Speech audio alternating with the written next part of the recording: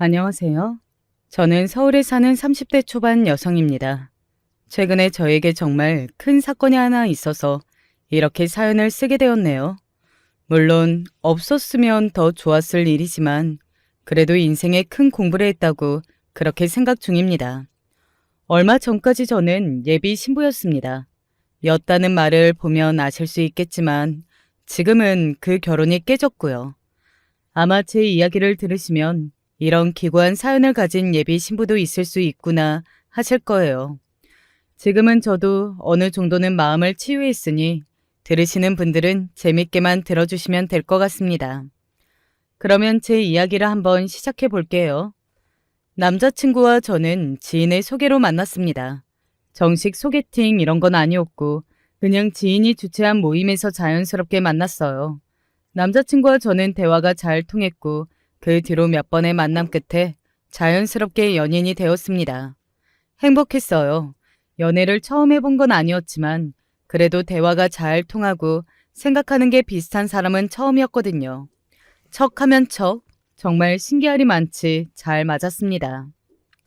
진짜 우리는 인연인 것 같지 않아? 그러니까 나 이렇게 잘 맞는 사람 자기가 처음이야. 지금에 와서 돌이켜보면 그 부분도 어딘가 이상하기는 하네요. 사람이 그렇게까지 잘 맞는 것도 사실은 쉬운 일은 아니잖아요. 아무튼 그렇게 죽도 잘 맞고 연애도 순조로웠고 가장 결정적으로 남자친구도 저도 홍기가 찬 나이였습니다. 당연히 결혼 이야기가 나올 수밖에 없었어요. 남자친구의 집안은 굳이 따지자면 잘 사는 축에 속하기는 했어요. 뭐 대단히 잘 사는 집안은 아니었고 남자친구의 아버지가 전문직에 종사하셨습니다. 그리고 남자친구의 어머니도 장사를 꽤 오래 하셨는데 그게 나름 잘 됐다고 들었고요. 남자친구도 이름만 대면 아는 학교를 나왔고 또 이름만 대면 아는 회사를 다녔어요. 모든 조건이 중상 이상이었습니다. 그리고 그건 저도 마찬가지긴 했어요. 아니, 굳이 따지자면 제 조건이 훨씬 더 좋기는 했습니다. 재산이 일단 저희 집이 더 많았어요. 저희 집은 할아버지가 물려주신 땅이 꽤 되었었거든요. 거기에 아버지가 전문직에 종사하셨고 엄마도 그랬고 말이죠. 하지만 그런 것들 때문에 제가 남자친구보다 낫다고 생각하지는 않았습니다. 제가 가지고 있는 조건들이 남자친구와 비슷했거든요. 부자인 건 저희 부모님이지 제가 아니니까요. 남자친구는 저의 그런 점이 참 좋다고 이야기를 많이 했던 것 같아요. 요즘은 부모님의 능력도 다 자기 능력이라고 생각하는 사람들이 많잖아. 그게 어떻게 본인 능력이야. 그건 부모님의 능력인 거지. 그러니까 나는 자기의 그런 점이 정말 좋아. 라고 말이죠. 아무튼 그렇게 잘 맞았던 저와 제 남자친구는 2년 정도를 연애했습니다. 당연히 결혼까지 가는 건 너무나 자연스럽고 순리 같은 일이었어요. 양쪽 집안 다 서로를 마음에 들어했던 건 물론 당연했고요. 특히 예비 시어머니, 그러니까 남자친구의 어머니가 저를 무척이나 마음에 들어 하셨습니다. 아이고, 우리 영훈이가 복이 참 많지. 어쩌다 이렇게 좋은 아가씨를 만나서 결혼하게 되었는지. 제가 오빠 같은 사람을 만난 게 복이 많은 거죠. 어쩜 이렇게 말도 예쁘게 하고 누구랑은. 그러다 말을 멈추더군요. 제가 무슨 말을 하려고 그러시냐는 듯 빤히 바라봤고 남자친구는 어색하게 웃으며 말을 돌렸습니다. 오늘 저녁 뭐 먹을까요? 은지 먹고 싶은 거 먹자. 뭐 먹고 싶니? 티가 나고 어색한 그 말돌림을 대수롭지 않게 생각하고 넘겼어요. 뭐 남자친구 전 여자친구가 있었나? 그리고 그 남자친구의 전 여자친구를 마음에 들어하지 않으셨나? 뭐 그렇게만 생각했던 것 같습니다. 그리고 만약에 그게 맞다면 별다른 생각이 드는 일은 아니었어요. 남자친구도 저도 나이가 몇인데 서로가 첫 연애 상대가 아니라는 것쯤은 말하지 않아도 알 수 있는 것이었으니까요. 하지만 그 뒤로도 찝찝한 구석이 몇 가지 더 있기는 했습니다. 첫 번째는 제 이름을 실수로 자꾸 다른 여자의 이름을 부르신다는 것이었어요. 민영이는 오늘 나랑 쇼핑을 좀 같이 가자. 민영이요? 민영이가 아니고 은지. 남자친구의 전 여자친구 이름이 민영인가 보다 했던 것 같아요. 그리고 남자친구의 어머니와 친하게 잘 지냈나? 그런 생각을 했습니다. 그 이후로도 몇 번의 이름 실수가 있기는 했지만 그게 막 엄청나게 기분이 나쁘지는 않았어요. 하지만 궁금하기는 했습니다. 오빠 엄마가 오빠 전 여자친구랑 사이가 굉장히 좋았나 봐? 어? 왜? 남자친구는 제 질문에 엄청나게 당황을 하더라고요. 뭐 전 여자친구의 질문을 그렇게 했으니 당황할 법도 하지 싶으면서도 너무 당황하니까 어딘가 이상함을 느끼기는 했습니다. 뭘 그렇게 놀라? 갑자기 전 여자친구 이야기를 하니까 놀라서 그러지. 아니, 어머님이 내 이름을 자꾸 민영이라고 부르시길래 자주 만났나 해서 물어본 것뿐이야. 아, 엄마한테 조심하라고 할게. 너 기분 나빴겠다. 아니, 뭐 딱히 기분이 나쁘지는 않았어. 그냥 궁금했지. 네가 불쾌해할까 봐 그런 이야기는 안 하려고 했는데 괜찮다니까 그러면 말할게. 전 여자친구가 엄마를 되게 따랐어. 본인이 엄마가 없었거든. 그게 뭐 썩 듣기 좋은 소리는 아니었지만 반대로 생각해보면 엄마가 없는 자기 아들의 여자친구에게 살갑게 잘 대해줬다는 말이잖아요. 그래서 저는 남자친구 어머니의 성품이 정말로 보는 것처럼 좋으신 분이구나. 내가 좋은 어르신들이 있는 집으로 시집을 가는구나. 뭐 그런 속편한 생각을 했던 것 같습니다. 마지막에 안 좋게 헤어지긴 했지만. 왜? 뭐 말하자면 긴데 그냥 걔가 바람이 나서 헤어진 거야. 남자친구의 어머니가 남자친구의 전 여자친구의 이름을 자연스럽게 부르면서도 어느 날 저를 보며 누군가와는 다르다고 했던 그 저기가 한 번에 설명이 되더라고요. 납득이 되었습니다. 그런 식으로 헤어지게 된 거면 감정이 좋을 리가 없었을 테니까요. 그건 그렇게 오해를 풀었다 치고 제가 앞서 찝찝한 구석이 여러 개 있다고 했잖아요. 두 번째는 바로 남자친구 형의 부인이었습니다. 그러니까 제가 남자친구와 결혼하게 된다면 제 동서가 될 사람 말입니다. 남자친구는 형이 하나 있었거든요. 형과는 사이가 몹시 좋아 보였어요. 보통 나이 차이 적게 나는 형 동생은 많이 싸우면서 큰다고들 하던데 오빠랑 형은 안 그런가 봐? 사이가 되게 좋아 보여. 에이, 나랑 형도 엄청나게 많이 싸웠지. 지금은 어른이니까 그런 거 다 지나가고 서로의 소중함을 알고 잘해주는 거고. 그런 거 치고도 자주 만나는 편 아니야? 내 주변에서 형이랑 이렇게 자주 만나는 사람은 정말 처음 봐. 둘이 사이 좋아서 보기 좋아. 그래서 저도 결혼 전에 동서가 될 남자친구 형의 부인을 몇 번 보게 되었거든요. 그녀의 첫인상이 아직도 기억이 납니다. 강렬할 수밖에 없었거든요. 저희 도련님이랑 결혼하실 거예요? 첫 질문이 그거였습니다. 보통 처음 본 사람에게 그런 직접적인 질문은 잘 하지 않는 게 보편적이잖아요. 게다가 웃으며 물어본 것도 아니었고 정말로 할 거냐? 하는 약간의 저기가 느껴지는 말투였거든요. 제가 마음에 안 드세요? 오늘 처음 봤는데 마음에 들고 안 들고가 어디 있겠어요. 그냥 궁금해서 물어본 거예요. 도련님이 저희한테 소개해 줄 정도면 진지하게 만나고 있다는 뜻이니까요. 좋은 사람이니까 그렇게 되면 좋겠죠? 그런 제 말에 저를 빤히 보면서 자기 혼자 중얼거리듯 되뇌이더군요. 좋은 사람이라 라고 말이죠. 그런 남자친구 형의 부인을 보면서 갸웃했던 것 같습니다. 더 묻고 싶었지만 더 이상은 다른 말은 하지 않았어요. 내내 저를 관찰할 듯 바라볼 뿐 말이죠. 그리고 몇 번 더 만났는데 만날 때마다 어딘가 신경이 쓰이는 말들을 했어요. 은지 씨는 더 좋은 사람 만날 수 있을 것 같은데. 우리 도련님 대체 어디가 그렇게 좋아요? 결혼은 진짜 신중하게 생각해야 하는 거예요. 뭐 이런 말입니다.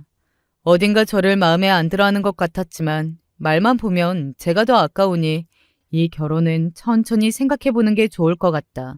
뭐 그런 말을 해주는 것도 같잖아요. 그래서 찝찝한 마음이 들 수밖에 없었어요. 마지막으로는 남자친구의 태도에 있었습니다.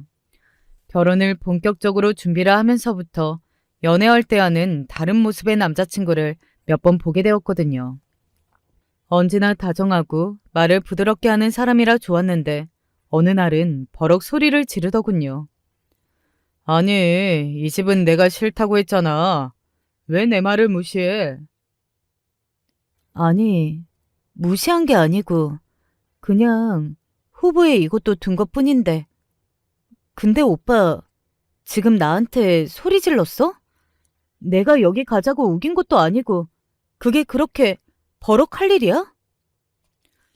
큰일도 아닌 일로 욱해서 버럭하는 일이 몇 번 있었어요. 그럴 때마다 남자친구는 자신이 요즘 일이 많아 예민하다며 바로 저에게 사과했습니다. 저도 처음에는 그럴 수 있다고 생각했어요. 실제로 남자친구가 그쯤에 회사 일이 바쁘기도 했고 왜 결혼을 준비할 때면 남자고 여자고 다 예민해진다고 하잖아요. 물론 어딘가 쎄한 느낌이 들지 않았다면 그건 거짓말이겠지만 그래도 크게 문제 삼을 일은 아니었어요. 하지만 처음으로 그 결혼에 확신이 없어지게 되었던 순간이 있기는 했습니다. 아, 진짜 뭐 이렇게 쉽게 되는 게 하나도 없는 건지. 까다롭기는 더럽게 까다로워요. 스트레스 받아 죽을 것 같아. 네 성격에 엄청나게 많이 참고 있는 것 같기는 하다. 그러니까 말이다. 성질 같아서는 그냥 확. 이번에는 제대로 살아야 할 거 아니야. 그러니까 네가 좀 참으면서 잘해봐. 어? 어, 지금 그래서 엄청나게 참고 있어. 남자친구의 친구를 소개받던 날 화장실을 갔다가 돌아오는 길에 저 없는 자리에서 그 두 사람이 그런 대화를 나누는 걸 들은 겁니다. 그때 처음으로 남자친구가 그간 저에게 보여준 모습이 다 진짜 본인의 모습이 아닌가 하는 생각이 들어 불안해지기 시작했던 것 같아요. 그래서 친구들에게 고민 상담도 했었습니다. 술을 한번 먹여봐. 술 안 먹어. 그래도 먹자고 해서 한번 먹어봐. 술 들어가면 본 모습 나올 거 아니야. 안 먹는 사람을 어떻게 억지로 먹여. 안 좋아한다는 것도 진짜인지 어떻게 알아? 네가 의심하는 것처럼 본 모습이 따로 있는 사람이라면 그 모습을 안 보여주려고 일부러 술 싫어한다고 할 수도 있는 거지. 친구의 그 이야기를 듣고 보니 남자친구에게 꼭 한번 술을 먹여봐야겠다는 생각이 들기는 하더라고요. 그래서 아버지에게 부탁했습니다. 남자친구를 불러다 술을 먹여보라고 말이죠. 저희 아버지가 그러자고 하면 거절할 수 없을 테니까요. 그렇게 아버지와 남자친구는 술자리를 가졌습니다. 그리고 남자친구는 절제하려고 했지만 자꾸 술을 권하는 아버지를 거절할 수 없어 술이 만취가 되었어요. 자기야, 나 자기한테 정말 미안해. 뭐가? 아니, 내가 자기를 버리고, 어? 어? 뭘 버려? 아니, 그게 아니고. 오빠, 오빠. 야, 시끄러. 왜 소리를 질러? 이걸 그냥 확. 남자친구는 그렇게 빽하고 소리를 지르며 손을 들더군요. 마치 저를 때리기라도 하려는 것처럼 말이죠. 저는 정말 많이 놀랐습니다. 그런 폭력적인 모습은 처음 보는 데다가 술을 마시고 그런 행동을 할 수 있는 사람이라는 걸 알아버렸으니까요. 그때부터 조금 더 고민하게 되었던 것 같아요. 남자친구와의 결혼을 말입니다. 그런데 남자친구는 정말 자신이 술에 너무 취해서 그런 거라고 정말 미안하다며 다시는 그런 일이 없을 거라고 저에게 싹싹 빌더라고요. 확신이 없었어요. 하지만 그런 자잘한 이유로 또 헤어지기에는 만나온 세월이나 제가 남자친구를 좋아하는 마음이 컸습니다. 그래서 그냥 어영부영 넘어가게 되었던 것 같아요. 지금에 와서 돌이켜 생각해보면 그때 제대로 생각하고 잘 알아보고 결혼을 접었어야 했는데 하는 후회가 밀려옵니다. 뭐 다 지난 일 후회봐야 무슨 소용인가 싶지만 말이죠. 아무튼 그렇게 어딘가 석연치 않은 마음을 한 구석에 밀어두고 결혼을 준비했어요. 어머님이 잘해주시죠? 간간히 이렇게 어딘가 미심쩍은 말을 하는 예비동서가 그 중에서도 가장 찝찝했습니다. 어느 날은 제가 물어보기도 했어요. 혹시 그 사람이나 어머님이 뭐 숨기는 거 있으세요? 그걸 왜 저한테 물어요? 아니, 그냥 어딘가 그런 느낌으로 말씀하시는 것 같아서. 저야 모르죠. 그 두 사람이 숨기고 있는 게 있다고 해도. 늘 그런 식으로 어딘가 여운이 남게 대답할 뿐 더 자세한 이야기를 해주지 않았습니다. 그렇게 하루가 이틀이 지나고 상견례를 하고 예단과 혼수를 주고받으며 결혼 준비는 착실하게 하나하나 차근차근 되고 있었어요. 그러던 어느 날이었습니다. 여보세요? 누구세요? 말씀하세요. 어느 날부터인가 저에게 모르는 번호로 전화가 와서는 아무 말도 하지 않은 채 제 목소리만 듣고 끊는 전화가 오기 시작했어요. 이런 이야기를 하면 남들은 한두 번 걸려오고 나면 그 번호를 차단해서 버리면 되지 않느냐 하시겠지만 왜인지는 모르게 그 번호를 차단하고 싶지 않았습니다. 아니 해서는 안 될 것 같은 기분이 들었어요. 저한테 하시고 싶은 말씀 있으세요? 그래서 어느 날은 이렇게 묻기도 했어요. 물론 상대방은 그 질문에도 아무 말을 하지 않고 가만히 듣고 있다가 끊기는 했지만 말입니다. 오, 은지 씨 되시죠? 그러던 어느 날 드디어 그 상대방이 저에게 대화를 걸어왔습니다. 네, 누구신가요? 아, 아니에요. 그 상대방은 여자였어요. 직감적으로 뭔가가 떠올리기는 했지만 그래도 그 말을 입으로 내뱉고 싶지는 않았습니다. 제가 내뱉으면 그게 정말이 될 것 같은 그런 불길한 기분의 말입니다. 그 이후로 그녀에게서 전화가 걸려오지는 않았어요. 그게 결혼식 일주일 전쯤일 겁니다. 그렇게 굉장히 찝찝하고 뭔가 해결을 하나도 하지 못한 것 같은 상태에서 결혼식 날 아침이 밝았어요. 행복해야 할 신부의 얼굴에 어딘가 근심과 걱정이 가득해 보였나 보더라고요. 부모님이 이렇게 말씀을 하셨거든요. 행복해야 할 신부 얼굴이 이게 뭐야? 내 얼굴이 뭐? 너무 어둡잖아. 원래 결혼식 날 신부들 기분이 싱숭생숭하다고들 하잖아요. 그 정도가 아니라 죽상을 하고 있으니 그렇지. 네가 좋아서 하는 결혼인데 누가 보면 어디 도살장에 끌려가는 줄 알겠어. 그 순간 완전히 후회했습니다. 그 누구보다 행복해야 할 신부가 마치 도살장에 끌려가는 얼굴을 하고 앉아있다는 게 말이 안 되잖아요. 이 결혼은 하지 않아야겠다는 생각이 밀려 들어오기 시작했어요. 완전히 후회가 될 것 같다는 걸 직감적으로 알았습니다. 하지만 당일 아침이었어요. 그런 생각을 했다 하더라도 모르게에는 너무나 먼 길을 돌아온 상태였습니다. 저는 하루라도 일찍 그 결혼을 그만두게 하지 못했던 걸 후회하면서도 또 결혼식 당일의 결혼을 취소할 용기는 나지 않았어요. 그래서 정말로 끌려가는 심정으로 결혼식장으로 향했던 것 같습니다. 제가 결정하고 제가 하기로 한 결혼인데 그런 마음이 들 수도 있겠구나 했던 것 같아요.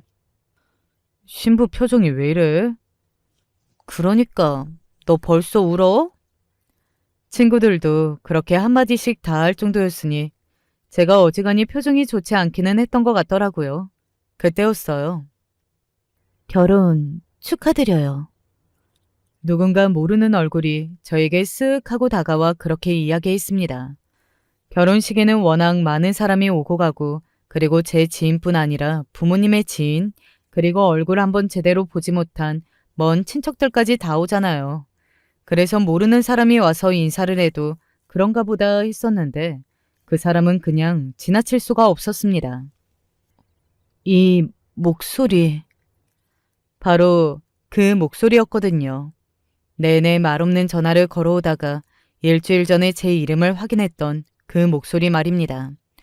그 사람의 목소리라는 걸 알아채고서는 잡으려 했지만 그녀는 이미 저에게 그런 인사만 전한 채 신부 대기실을 나간 다음이었어요.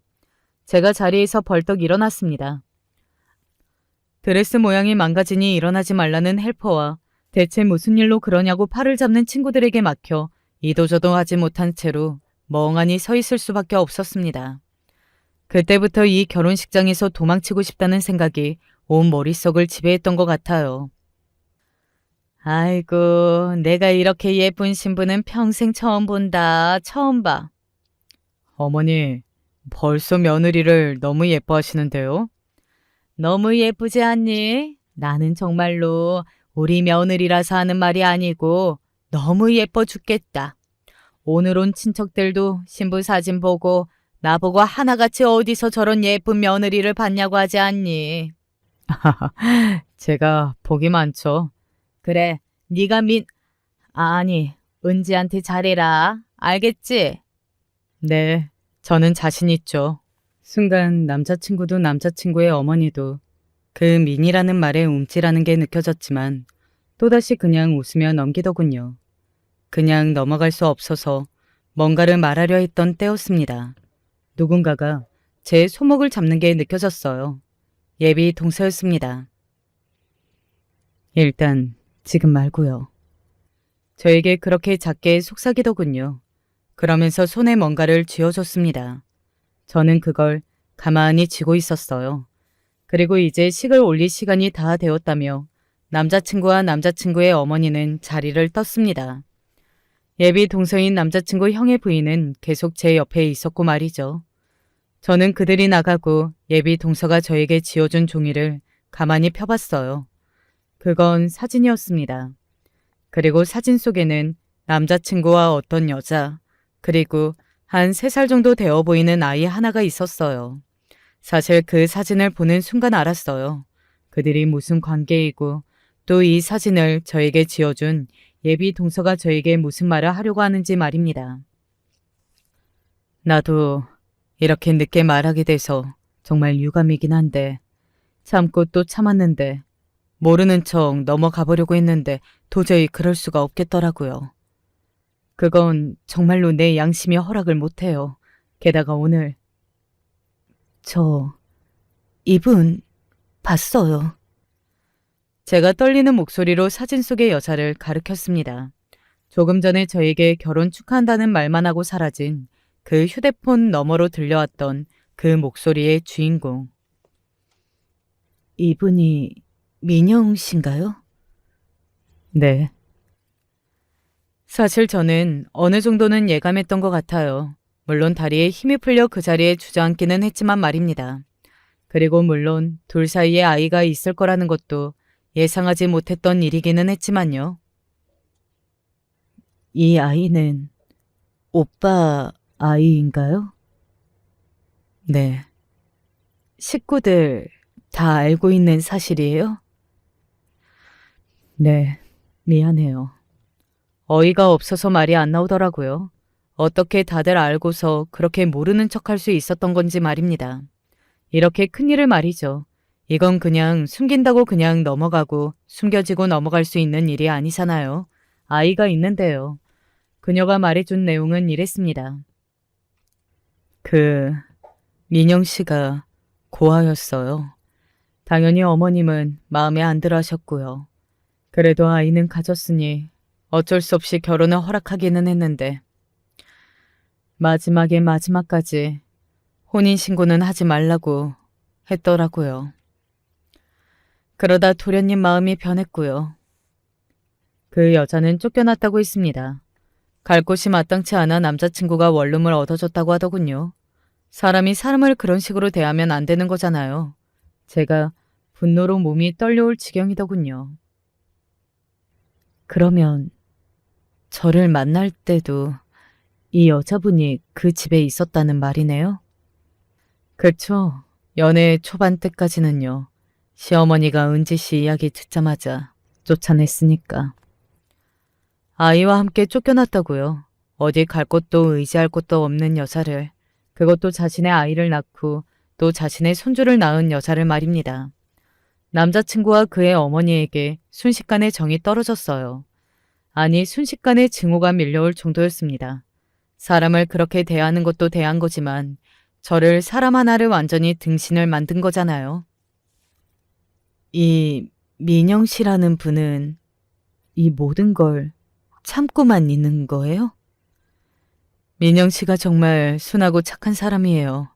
그래도 한때 사랑했고 모든 것이었던 사람인데 어떻게 그 사람의 인생을 망치냐고. 그리고 자기는 자기 아이를 가지게 된 것만으로도 만족한다고요. 그분은 밝힐 생각이 없다고 오늘도 진심으로 축하를 전하기 위해 온 걸 거라고요. 어떤 마음으로 이 결혼식장에 왔고 또 어떤 마음으로 저에게 축하한다고 말했을지 저는 상상조차 되지 않더라고요. 일찍 말 못해줘서 미안해요. 사실 나도 오늘 아침까지 고민했는데 오늘 식장에 온 민영 씨를 보니까 도저히 그냥 묻고만 갈 수는 없겠다 싶어서. 남자친구 형의 부인으로서도 말하기 쉽지 않기는 했을 거예요. 그 사람은 이미 가족이잖아요. 자기 남편의 동생의 일이었고 자칫 잘못하다가는 자기 시어머니나 자기 남편에게도 굉장히 질타를 받을 수 있는 일이었고 말입니다. 아니에요. 감사합니다. 제가 멍한 얼굴로 중얼거렸습니다. 그리고 그때 헬퍼가 문을 열고 들어왔어요. 신부님, 이제 나가셔야 합니다. 저는 자리에서 일어섰습니다. 식 올릴 거예요? 남자친구 형의 부인이 놀라서 묻더군요. 저는 가만히 그녀를 보다가 돌아섰습니다. 그러고는 식장으로 향했어요. 이 결혼의 마무리는 제가 지어야 했습니다. 이대로 도망을 가는 건 너무 무책임한 행동이라고 생각했거든요. 그리고 이대로 도망가면 신부에게 탓을 돌릴 사람들이 더 많을 것 같았어요. 결혼을 파토낼 때는 나더라도 누구의 잘못으로 이 결혼이 깨지는 건지 명확히 알려야만 했습니다. 그만큼 제가 이성적이었을 때가 없었던 것 같아요. 식장으로 들어섰습니다. 어딘가 묘하게 슬픈 얼굴로 딸을 보내고 있는 저희 부모님과 축하를 해주러 온 수많은 얼굴들, 그 얼굴들을 보면서 또 한 번 생각했던 것 같아요. 이 결혼을 할 수 없다고 말입니다. 저는 저를 소중하게 생각해주는 수많은 사람을 위해서라도 그딴 집에 시집을 갈 수는 없었어요. 아버지의 손을 잡고 입장을 하는 내내 그 생각만 했던 것 같습니다. 그리고 남자친구의 손을 잡으려 하는 순간 그 얼굴과 눈이 마주쳤어요. 민영 씨. 제가 작게 그 이름을 중얼거렸습니다. 남자친구는 제가 무슨 말을 한 건지 못 알아들은 것 같더라고요. 뭐 그 이름이 그 순간에 제 입에서 나올 거라는 걸 단 한 번도 상상조차 해본 적이 없었을 테니 더더욱 그 이름을 못 알아듣기는 했을 겁니다. 저희는 주례가 따로 없이 둘이 함께 혼인 서약서를 읽기로 했거든요. 그러려면 마이크가 필요하잖아요. 그 순간을 생각하고 있었습니다. 새삼 그렇게 식을 올리기로 한 걸 다행이라고 생각하면서 말이죠. 그리고 도우미분이 저와 남편에게 마이크와 서약서를 건네줬어요. 먼저 남편이 혼인 서약서를 읽기 시작했습니다.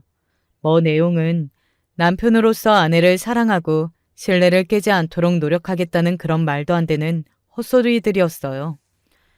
이미 다 깨진 신뢰를 생각하니 저도 모르게 헛웃음이 나오기는 하더라고요. 그리고 드디어 제가 마이크를 잡았습니다.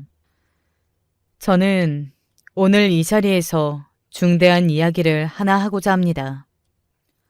남자친구가 의아한 눈으로 저를 바라봤어요. 서약서에는 적히지 않은 멘트였으니 당연히 놀랄만 하기는 했습니다. 하지만 저는 그런 남자친구 쪽으로는 시선을 두지 않은 채 이야기를 이어갔어요. 오늘 바쁜 시간 내셔서 이 자리에 와주신 가족, 친인척 여러분께 너무 죄송한 말씀을 드려야 할 것 같네요. 하객석에서 지금 무슨 소리를 하려고 저러는 거야? 하는 웅성임이 들려왔습니다. 그리고 남자친구가 가만히 제 팔을 잡았어요. 그리고는 말했습니다. 아주 많이 당황한 얼굴이었어요. 아직도 그 얼굴이 생생하게 기억이 나네요. 그 등신같이 어벙한 얼굴 말입니다. 자기, 그게 무슨 소리야? 무슨 소리긴 무슨 소리야. 내가 이 결혼 없겠다는 소리지. 그 순간 아주 잠깐 식장 안에 정적이 흘렀습니다. 그렇게 많은 사람이 모여 있는데 누군가 딸꾹질을 하면 그 소리도 선명히 들려올 만큼의 정적이었어요. 자기, 무슨 말을 하는 거야? 왜 이래? 남자친구가 놀란 얼굴로 그렇게 되물었고 그 순간 식장의 정적은 깨졌습니다. 지금 저 신부가 무슨 소리를 하는 건지 이거 몰래카메라인지 웅성거리는 소리가 사방에서 들려왔어요. 물론 그 와중에는 흥미진진하다며 카메라를 드는 하객도 있었고 말입니다. 그야말로 난리가 난 겁니다. 너는 지금 저 얼굴을 보고도 그런 말이 나오니? 저는 그렇게 이야기하며 식장 어느 한쪽을 손으로 가리켰습니다. 그곳에는 그녀가 서 있었어요. 바로 민영이라는 이름을 가진 남자친구의 아이의 엄마 말입니다. 제 손끝에 누가 있는지를 확인한 남자친구의 얼굴이 새하얗게 질려갔습니다. 그리고 그건 남자친구의 어머니도 마찬가지였어요. 남자친구의 어머니는 그녀가 식장에 와 있다는 사실도 그때 처음 알았던 것 같더라고요. 전현이 여기는 왜? 라고 말하며 뒷덜미를 잡은 걸 보면 말입니다. 자기야, 은지야, 그게 아니라 일단 내 말부터 들어봐. 네 말? 무슨 말? 너한테 자식이 있다는 말? 식만 안 올렸지 사실혼 관계였던 네 아이까지 낳은 여자가 있다는 말? 나랑 연애하는 동안에도 사실은 계속 같이 살고 있었다는 말? 대체 무슨 말? 제가 마이크에 대고 그 말을 끝낸 순간 다시 한번 장내는 정적이 흘렀습니다. 다들 놀랐던 거예요.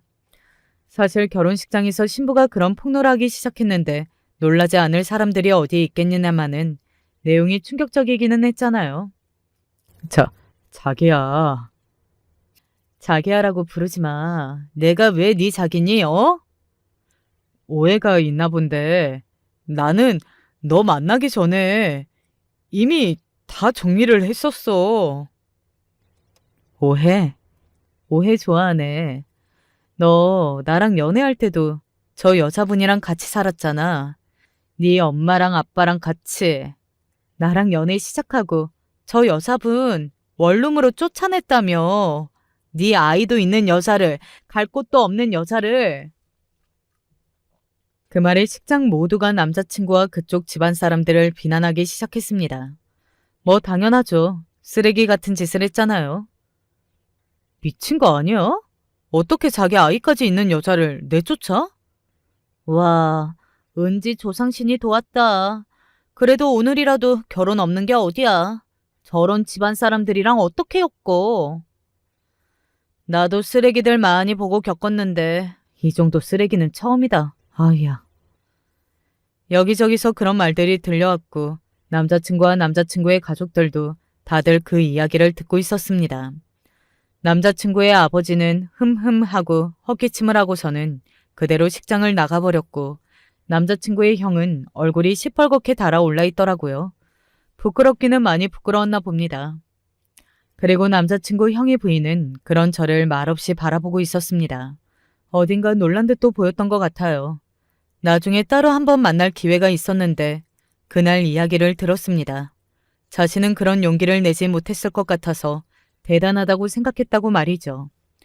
아무튼 그렇게 모두가 남자친구의 가족을 향해 욕을 하고 있을 때였어요. 아니, 아무리 그래도 그렇지 이렇게 사람들 다 모인 자리에서 이런 식으로 그런 이야기를 한 건 너무한 거 아니니? 남자친구의 어머니가 몹시 화가 난 듯 얼굴이 시뻘겋게 달아올라서는 저를 향해 삿대질을 하며 버럭 소리를 지르더군요. 자기 집안 위신이 땅바닥으로 떨어진 게 몹시 화가 나기는 했는지 말입니다. 어머, 지금 무슨 소리를 하는 거예요?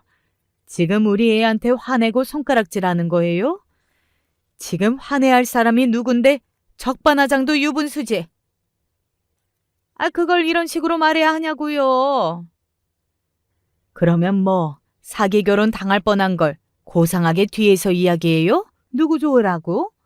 당신 같은 사람들은 뒤에서 좋게 해결하자고 하면 다른 사람들한테 상대방이 잘못했느니 어쩌느니 하면서 떠들고 다닐 사람들인 거 안 봐도 뻔한데. 뭐라고요? 말 다 했어요? 덜했다. 감히 우리 애를 상대로 그런 사기 결혼을 하려고 해? 그리고 그 여자분한테도 그 못할 짓을. 아유, 이 인간들이 정말. 식장은 그야말로 아수라장이 되었습니다. 엄마와 남자친구의 어머니가 머리채를 잡고 싸울 뻔한 걸 이모가 단상 위에 올라와 말리고 고모가 뒤에서 뭐 저런 인간들이 다 있냐 쌍욕을 하고 누군가는 그걸 동영상으로 찍고 있고 그야말로 가관 그 자체였어요. 그렇게 제 결혼식은 완벽하게 파토가 났습니다. 한동안 제 친구와 지인들 사이에서 제 결혼식은 그야말로 뜨거운 감자였어요. 만나는 사람마다 그 이야기를 했다고 하더라고요. 오지 못했던 사람들은 좋은 구경을 놓쳤다며 너무 안타까워했다고 말입니다. 뭐 그때는 그 사람들도 뭐 그런 소리를 하나 했지만 지나고 보니 저 같아도 그런 생각을 했을 것 같기는 하더라고요. 조금 치유가 되니 그런 마음이 들었고 말입니다. 얼마나 재밌는 사건이었겠어요. 아무튼 그렇게 결혼식이 파토가 나고 그 뒤로도 한바탕 난리가 났었습니다. 아, 진짜 인연이 거기서 그렇게 개 쪽을 줘야 했어? 이제야 본색이 나오시네. 그러면 내가 그런 짓을 당하고도 조용히 얌전히 물러났어야 한다는 거야? 응? 너도 이렇게 소문나면 시집은 다 간 거 아니냐? 시집을 다 가든 아니든 그건 그쪽들이 신경 쓸 게 아니고요. 내가 피해자인데. 진짜 짜증나게. 내가 이래서 똑똑한 년들 싫다고 했잖아. 인제 와서 내 탓을 하는 거냐? 엄마가 인연이랑 무조건 결혼해야 한다고 밀어붙이지만 않았어도 이런 일은 없었다고. 그러면 그 고아년이랑 계속 살려고 했다는 말이야? 아이씨. 남자친구의 그런 모습은 저에게 그야말로 충격 그 자체였습니다. 되먹지 못한 인간이라는 건 그 여자를 버렸다는 사실을 알게 되었을 때 이미 알고 있기는 했지만 그 정도로 질이 떨어지는 인간이라고는 생각해보지 못했었거든요. 저희 집은 그날 이후로 소송을 준비하기 시작했어요. 사기 결혼으로 말이죠. 사실 저는 그렇게까지 하지는 않으려고 했는데 그들이 너무 본인들의 잘못을 인정하지 못하고 누군가를 탓하기만 하는 게 너무 열이 받았거든요. 게다가 예단이나 혼수는 못 돌려준다. 그리고 결혼식 비용이나 이런 것도 다 못 돌려줘. 이 결혼은 네가 깬 거 아니냐? 결혼을 준비하면서 저희가 썼던 돈이나 결혼 후에 나가기로 한 비용 같은 것들에 대한 책임을 저희에게 다 내라거나 못 주겠다고 버티기 시작했거든요. 그래서 소송을 할 수밖에 없었습니다. 그리고 저희가 소송을 시작했다는 이야기를 듣자마자 찾아와서는 한 번 더 깽판을 치더라고요. 이렇게까지 해야겠니? 너도 어지간히 독하다. 돈 다 주세요. 그러면 소송 취하할게요. 집에 돈도 많으면서 왜 그걸 악착같이 받아내겠다는 거냐? 돈이 아무리 많아도 당신네한테는 1원도 쓰고 싶지 않으니까 당장 돌려주세요. 사기 결혼으로 소송당하고 싶지 않으면. 결국 그렇게 돈을 돌려받았습니다. 본인들도 소송이 걸리고 이 싸움이 길어지면 자신들만 손해라는 사실을 결국에는 받아들인 것 같더라고요. 물론 그 일이 있고 남자친구에게 한 번 더 전화가 와서 그런 애인 줄 몰랐다는 둥, 독하다는 둥 하는 소리를 또 들었지만 말이죠. 새삼 내가 2년 동안 만나왔던 남자는 대체 어떤 남자인가 하는 생각이 들더라고요. 그래도 참 많이 사랑했고 믿었었는데 말입니다. 속이려고 작정하면 2년이 뭐야? 그 이상도 속일 수 있지. 그래, 그런 쓰레기 같은 새끼 그만 생각해. 미련도 갖지 말고. 내가 그놈한테 미련을 갖기는 뭘 가져. 그냥 인간이 어떻게 그럴 수 있나 싶은 거지. 그런 인간들은 우리 같은 정상적인 사람들이 이해할 수 없다니까. 그러니까 이해하려고 하면 안 돼. 맞아. 그냥 잊어. 친구들의 말이 맞다고 생각했어요. 정상적이지 않은 사람들의 생각이나 마음을 정상적인 제가 어떻게 이해를 할 수 있었겠어요. 그냥 쓰레기 같은 사람들이다 하고 넘겨야지 말입니다. 물론 식장에 들어가기 전에 그 모든 것을 알았다면 좋았겠지만 그래도 그렇게라도 알게 되고 그 순간 고민하지 않고 결혼을 깬 게 천만 다행이라고 그렇게 생각하면서 말입니다. 그러던 어느 날이었어요. 한번 뵙고 싶습니다. 그 민경이라는 여자분, 그러니까 남자친구와 함께 살았고 남자친구의 아이까지 낳았으며 그날 식장까지 왔었던 그분이 저에게 만나고 싶다고 연락이 왔습니다. 거절할 수 없었어요. 그래서 그 자리에 나갔습니다. 그날 그런 식으로 폭로한 거 죄송합니다. 그분께 죄송하다는 이야기를 꼭 하고 싶었거든요. 그분은 끝까지 상처만 받은 거잖아요. 본인은 아니었지만 저 때문에 그 집에서 쫓겨나 혼자 힘들게 살고 있었고 그리고 그날도 그렇게 모든 게 다 폭로가 되었고 말이죠. 아니에요. 저도 잘한 건 없는데요, 뭐. 잘못한 것도 없으시잖아요. 제 그 말에 그냥 조용히 웃기만 하더군요. 그 웃음에서 어딘가 슬픔이 느껴졌던 것도 같습니다. 저도 죄송하다는 말씀을 하고 싶어서 이렇게 뵙자고 했어요. 뭐가 죄송하세요? 그럴 거 하나도 없는데. 제가 미리 먼저 이야기했다면 거기까지 가지 않으셔도 됐을 텐데 하는 생각이 많이 들었거든요. 아닙니다. 그 자식이 나쁜 놈이지. 잘못한 거 하나도 없으세요. 제 그 말에 그녀는 조용히 고개를 떨궜습니다. 그러고 보니 걱정되는 게 없는 건 아니었습니다. 혹시나 그 인간들이 괴롭히지는 않을까 했는데 다행히 한번 찾아와서는 난리를 치고 간 다음부터는 조용하다고 하더군요. 돈을 주고 갔어요. 앞으로 절대 그 인간 앞에 나타나지 말고 어떻게 살든 소식조차 모르고 살자라고 하면서 말이죠. 그렇게 소문이 다 나고 다 까발려졌는데도 앞으로 있을지 모르는 남자친구의 또 다른 만남을 위해서 완전히 정리하는 걸로 결정했나 보더라고요. 그 여자분에게 5천만 원을 주면서 앞으로는 남남처럼 지내자고 했다고 말입니다. 그리고 그 여자분은 그러기로 했다고 말이죠. 한심하다고 생각하실 수 있겠지만 저한테는 그 돈이 굉장히 큰 돈이기도 하고 또 어차피 이제 그 인간이랑은 안 살 건데 돈이라도 받자 하는 심정도 있었고요. 잘하셨다고 그렇게 이야기했습니다. 속으로는 물론 5천만 원의 그 모든 걸 해결하려고 했던 그 인간들이 치가 떨리기 싫었지만 말이죠.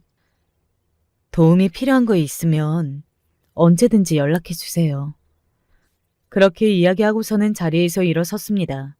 여자 혼자 아이를 키우는 것이 얼마나 힘든지는 주변에서 들은 이야기가 많았기 때문에 그녀 앞에 어떤 고난이 있을지 잘 알 수 있었어요. 도움이 될 수 있는 부분이 있다면 도움을 주고 싶다고 진심으로 생각했고 말이죠. 그럴게요. 감사합니다. 그녀는 그렇게 이야기했지만 저는 알 수 있었어요. 그녀는 절대 다시는 저에게 연락을 하지 않을 거라는 사실을 말입니다. 그리고 얼마간의 시간이 흘렀습니다. 저는 잊고 살려고 노력했어요. 뭐 좋은 기억이라고 그걸 언제까지 생각하고 살 수는 없었으니까요. 그리고 그놈을 생각하고 산다는 것, 그 자체가 굉장히 자존심이 상하기도 했고 말이죠. 그렇게 시간이 조금 흐른 뒤 남자친구의 소식을 다시 한번 들을 수 있었어요. 그 인간 회사에서 쫓겨나듯 나간 거 알았어? 아니, 그랬대? 소문이 다 나서 사람들이 지나가기만 해도 쑥덕거리니까. 결국 그만두고 다른 곳에 다시 취직했대. 뭐 금방 그 회사도 소문이 난 것 같기는 하지만 그래도 한번 걸러지고 나는 소문은 직접 나는 것보다 덜하니까. 평생 소문을 달고 살겠지. 그거라도 해야지 그 인간은. 제 말에 지인이 씩 웃더니 말을 이어가더군요. 한 가지 더 속 시원한 이야기가 있어. 뭔데? 또 누구랑 결혼이라도 하려고 했다가 깨졌대? 설마 하고 물어본 거였어요.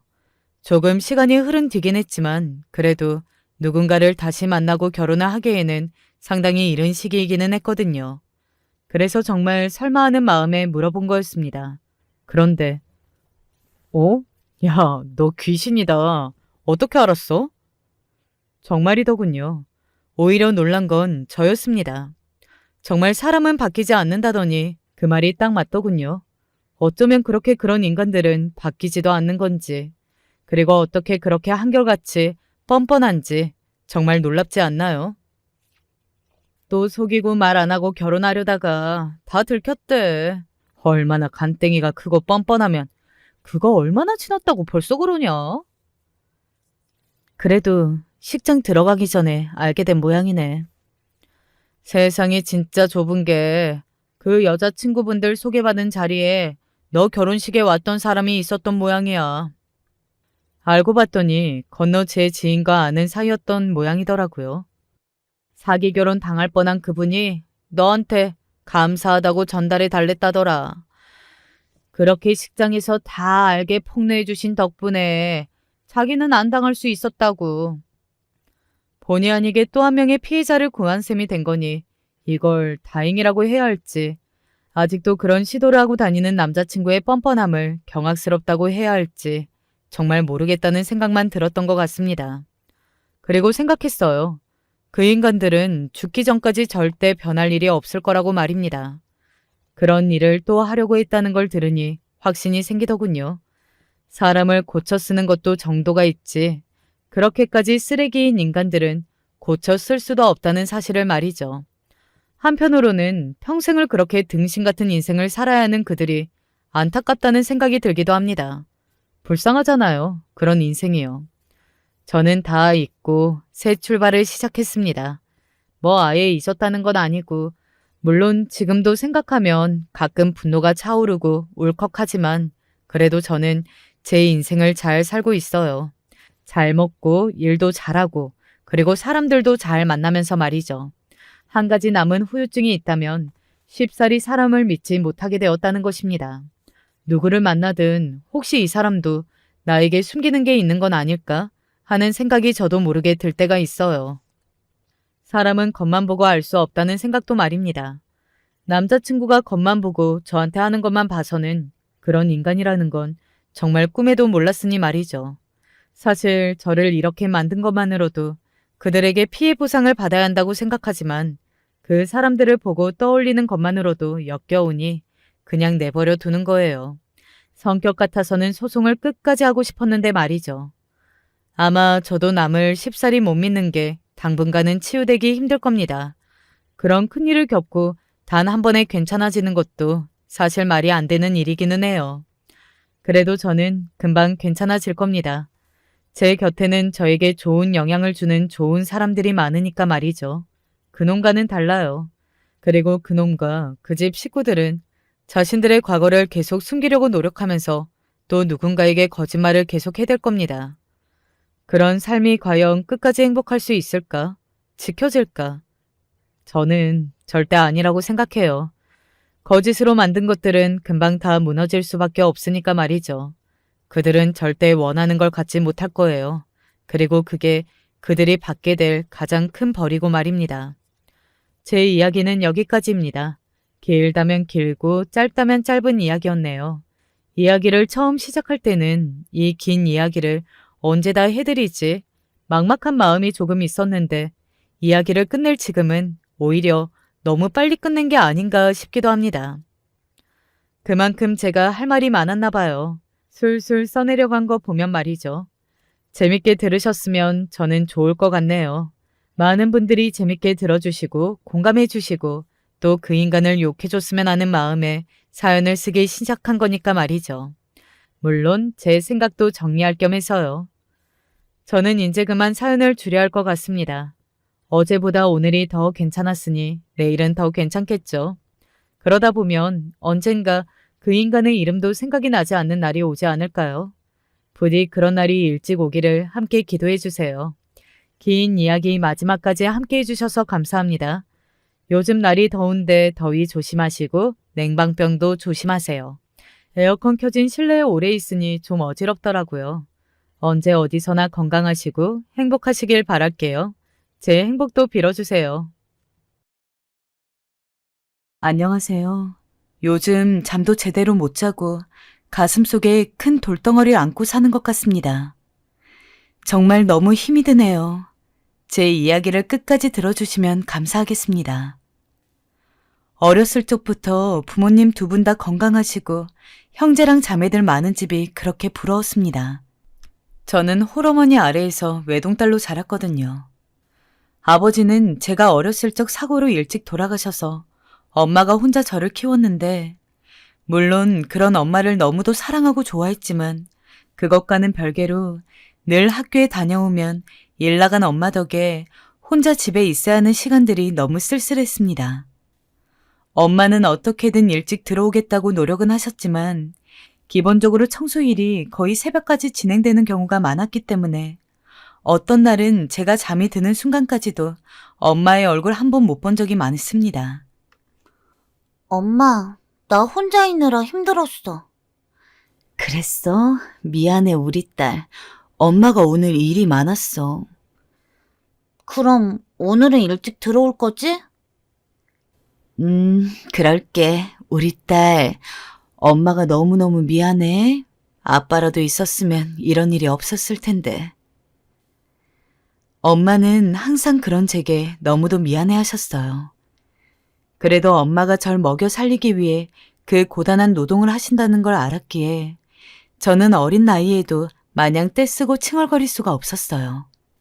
하지만 그 때문인지 나중에 커서 연애를 하고 그럴 때도 웬만하면은 형제가 있고 남매 있는 집안의 사람이랑 만나는 게 좋더라고요.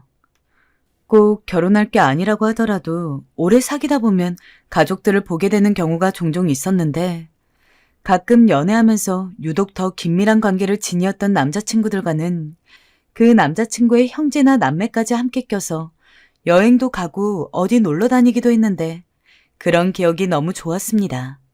단둘이서 하는 데이트보다 더 기다려질 정도로 말이죠. 지금의 남편과 결혼을 결심하게 된 것도 남편이 누나 한 명과 여동생이 한 명 있는 세 남매의 둘째였기 때문이었습니다. 다른 집이라면 시누이들이 시집살림 시킬 거라고 기함하며 결혼을 무르는 것도 불쌍하겠지만, 연애할 당시 시누이 둘 다 만나봤는데 그냥 친구처럼 너무 편하고 대화 한마디라 하더라도 계속해서 웃음꽃이 피고 그러더라고요.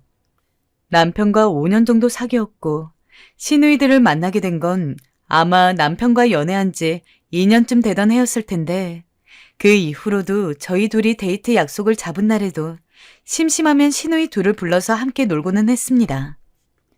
네가 왜 우리 성훈이 같은 사람이랑 사귀는지 안 믿겨. 우리 민정이 이렇게나 이쁘고 똑똑한데 말이야. 그래도 얼른 성훈이랑 결혼해서 한가족 됐으면 좋겠다.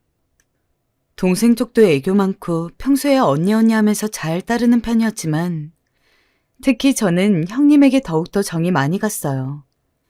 제가 사람이랑 어울리는 걸 좋아하면서도 조금은 낯을 가리는 편인데, 제가 어색해할 때마다 형님이 늘 주도해서 분위기를 풀어줬고 평소에 저 생각난다면서 어디 여행 가면 화장품 사다 주시고 옷도 선물해 주시고, 그만큼 일상생활 중에서도 저를 굉장히 생각해 준다는 티가 많이 나는 분이었습니다. 이거 민정이 너한테 어울릴 것 같아서 사봤어. 부담 갖지 말고 받아. 언니, 저번에도 선물 받았는데 나도 오늘 준비할 걸 그랬네. 자꾸 받기만 하는 것 같아요. 아니야, 잘 써주기만 해줘. 게다가 엄청 어른스러운 성격이라 제가 남자친구에게도 차마 얘기하지 못하는 고민이 생길 때면 언제나 형님에게 가서 상담을 했는데, 그럴 때면 형님은 제 고민을 마치 자신의 고민인 것처럼 진지하게 생각해주고 그에 대한 조언을 해주셨습니다. 자매가 없는 제게 친언니 같은 사람이었어요. 만약 지금이라도 친언니가 생길 수 있다면 형님이기를 바랄 정도로요. 하지만 남편은 저와 형님이 친하게 지낼 때마다 이런 의미심장한 말을 하곤 했어요. 자기야, 근데 나중에 우리 누나 정체 알더라도 너무 놀라지 마. 정체를 안다고? 내가 모르는 게 있어? 우리 누나 당신이 아직 모르는 면이 많아. 아무튼 나와 결혼하면 누나도 자주 보게 될 텐데 너무 놀라지 말라고. 그때 눈치를 챘어야 할까요? 허나 이미 전 그때 형님의 좋은 면만이 보였을 때였어요. 형님은 제가 닮고 싶은 면들이 너무 많았어요. 사실 당시 남자친구였던 남편과 결혼을 조금 더 진지하게 고민을 하게 된 것도 남편의 누나와 여동생이 저에게 너무 잘해주었으며 제 개인적으로 생각하기에도 참 좋은 사람이라는 판단이 들었기 때문이었어요. 결혼을 하더라도 계속해서 지금처럼 지낼 수 있을 것 같았고 설사 싸우는 일이 있다 한들 금방 풀고 다시 사이좋은 가족이 될 수 있을 듯 했다고 해야 할까요? 하지만 사실 이런 좋은 시누이들이 있다 하더라도 시부모는 다른 문제잖아요. 시부모님을 뵙기 전에 어찌나 긴장이 되던지. 오빠 어머님 아버님이 나 마음에 들어 하실까? 그래야 할 텐데. 당연하지. 걱정하지 마. 우리 엄마 아빠 너 만날 날만 기다리고 있어. 남편의 위로를 받으며 떨리는 마음으로 시댁에 들어갔는데 역시나 시아버지와 시어머니도 너무 좋으신 분들이었습니다. 어떻게 저한테 이렇게 시댁복이 몰빵이라고 해도 과언이 아닐 정도로 가득한지 아무리 사고라고 할지라도 아주 어릴 때부터 아버지 없이 살았다는 건 남편 부모님 입장에서 절대 좋게 보기는 힘들 텐데 두 분은 오히려 저희 엄마를 칭찬하시면서 민정이도 어릴 적부터 고생 많았을 텐데 이렇게 씩씩하게 잘 자랐다니 아주 대견하네. 좋은 어머니 밑에서 자라서 그런지 품행도 바르고 라며 제게 아버지가 없는 것쯤은 아무런 흠이 아니라는 것처럼 말씀해 주셨습니다. 그렇게 저희 엄마 그리고 시부모님과 다른 시댁 식구들의 축복을 받으면서 저와 남편은 33살의 나이에 결혼을 하게 되었습니다. 마침 우연히도 친정집과 시댁 그리고 저희의 신혼집이 그렇게 멀지가 않았어요. 그래서 저희는 결혼을 하고 난 뒤에도 시댁에서 자주 모임을 가졌습니다. 민정아, 사돈어른이 적적해 하시지 않니? 우리는 가족도 많고 그러니까 한번 놀러 오시라고 해라. 이렇게 한 가족이 된 것도 인연인데 같이 식사하면서 담소도 나누고 그러자꾸나. 그래도 될까요? 그 계기는 바로 시어머니의 말씀이었습니다. 당시에는 아직 형님도 그렇고 다른 시누이도 그렇고 남편만 빼고는 다들 시댁에 살고 있었는데 시어머니는 집이 가까우면서도 홀로 계실 저희 엄마가 신경이 쓰였나 보더라고요.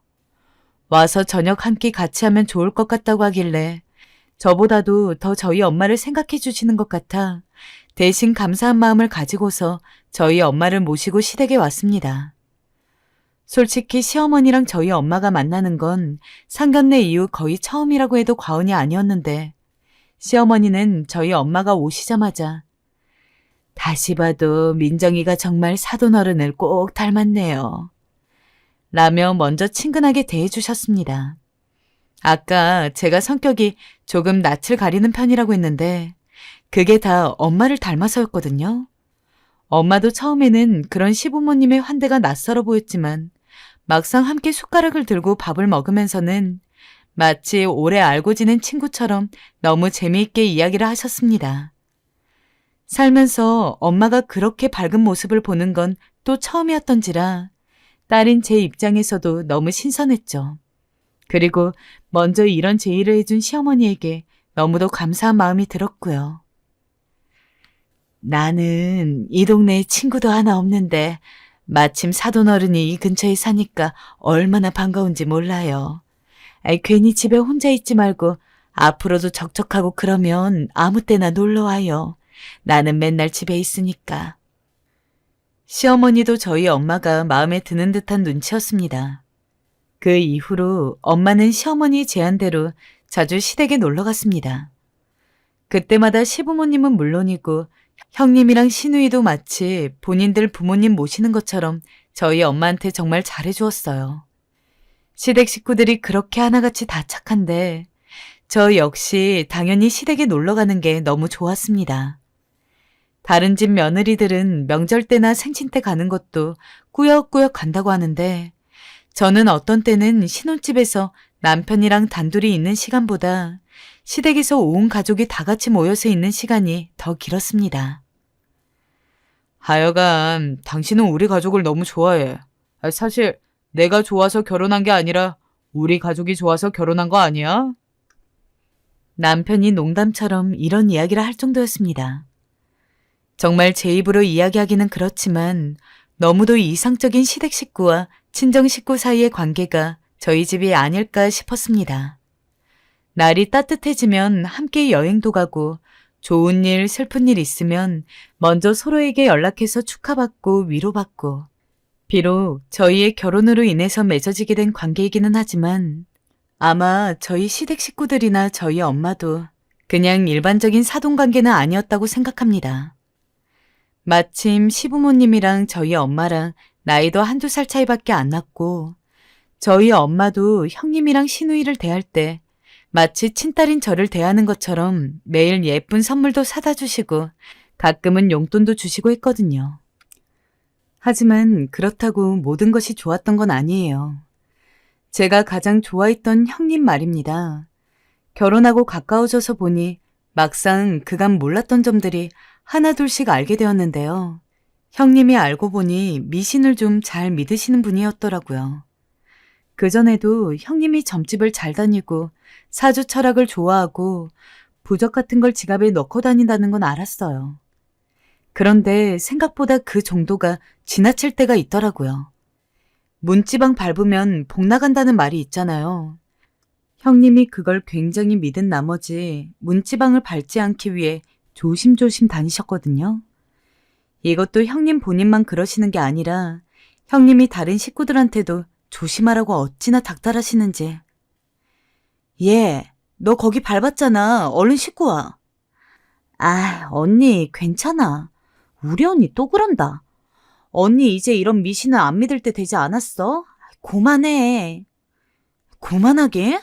빨리 씻고 와야 조금이라도 정화된다니까? 너 그 복 나간 발로 돌아다닐 거야? 시험도 앞두고 있다며. 이런 식으로 다른 시누이에게 닥달하는 것은 물론이고 저에게도 예외는 없었어요. 제가 문지방을 밟을라 치면 큰 소리로 잠깐! 하시는 바람에 깜짝 놀란 적이 한두 번이 아니었죠. 어머님, 형님이 원래 미신을 잘 믿으세요? 그래, 저뿐만이 아니야. 같이 사는 내내 얼마나 피곤했는지 모른다. 그래도 저 딴엔 불안하니까 우리가 맞춰주고 살아야지. 뭐 다를 수가 있겠니? 어머님께서 한숨 섞인 목소리로 말씀하시는 걸 들으면 그 정도가 어느 정도인진 예측할 수 없었지만 심하다는 게 느껴지곤 했어요. 그래도 그때까진 형님이 조금 귀여우시구나라고 생각할 만했는데요. 제가 시댁에 조금씩 발을 끊게 된 일이 일어났어요. 어느 더운 여름날 기막힌 사건이 일어났죠. 저와 남편이 그날은 시댁집에서 하룻밤을 자고 간 날이었는데요. 놀다 보니 시간도 이미 지나 있었고 어머님도 자고 가시는 걸 은근히 바라시는 것 같길래 남편과 집에서 가져온 미니 선풍기를 틀고 잠에 들었습니다. 그런데 갑자기 어디선가 비명소리가 들리는 거예요. 불이라도 난 줄 알고 깜짝 놀라 일어났는데 그건 다름 아닌 형님의 목소리였고 형님은 아직 잠든 남편의 볼을 찰싹찰싹 때리면서 일어나라고 재촉하고 있었어요. 일어나라고. 얘 봐. 숨을 안 쉬는 건가? 민정아, 우리 성훈이 숨 안 쉬는 거니? 누나, 무슨 일이야? 너 선풍기 틀어놓고 자면 어떡해? 죽을 뻔했잖아, 이놈아. 못 살아, 내가. 그러다 형님은 바닥에 앉아 목을 놓아 울기 시작했고 저는 당황스러움을 금할 수 없었어요. 형님의 울음소리에 온 가족이 다 깨어났고 무슨 일이냐며 저희 방으로 모여들었는데 선풍기를 보고 이미 무슨 일인지 알겠다는 듯 한숨을 푹 내쉬고 있더라고요. 성은아, 선풍기 틀고 자면 죽는 거 미신이라니까. 아휴, 민정아, 많이 놀랐지? 애가 저걸 믿어서 우리 집엔 선풍기란 선풍기는 다 채워놓았는데 네가 그걸 들고 왔는지 몰랐다. 미안해 여보. 우리 누나가 저걸 아직도 믿어. 미신 아니라니까? 너희 정말 죽을 뻔했다고. 민정이 너 어쩜 그렇게 조심성이 없니? 네가 지금 우리 성훈이까지 다 죽일 뻔했잖아. 심지어 형님은 화가 난 나머지 생전 제게 모진말 한 적이 없으시던 분이 얼굴까지 벌개져서 저를 공격하시더라고요. 정말 여러모로 당황스러운 날이었습니다. 도대체 왜 저러시는 건지 저로선 이해하기 힘들었죠. 그 후로도 형님은 저에게 전화를 해서 선풍기 틀고 자지 말아라, 그럼 죽는다 하는 말들을 하시곤 했어요. 그것도 한두 번도 아니고 하루에 5번 이상 안부 인사라며 전화해선 그런 소리를 해대니 저도 피곤하지 않을 수가 없었어요. 남편은 이미 포기한 듯 했어요. 제가 피곤하다 하니까 남편은 자기도 이미 다 겪은 일이라며 그냥 맞춰주고 살 수밖에 없다고 하더라고요.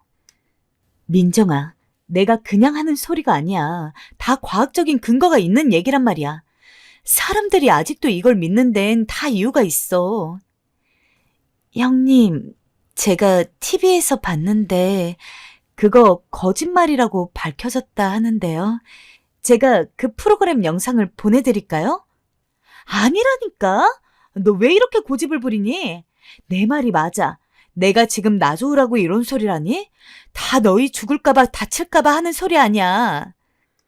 조금이라도 설명을 하려 치면 형님이 버럭버럭 화를 내니 남편 말대로 정말 설득도 할 수 없겠더라고요. 그냥 형님 말이 맞다 치고 들어주는 수밖에요. 하지만 그때부터 저도 그 좋았던 형님이 불편하고 부담스러워지기 시작했어요. 예전엔 형님이 같이 마트에 가자, 어디 놀러 가자 하면 반갑게 따라갔지만 이제는 혹여나 만나서 선풍기 얘기하고 조심해야 할 미신 얘기 늘어놓을까봐 나가고 싶지가 않더라고요. 그리고 이런 형님의 행위는 점점 더 심해져 급기야 제가 형님과 한판 붙은 사건이 생겼어요. 저희 둘째 신우이에게 남자친구가 생겼을 때였어요.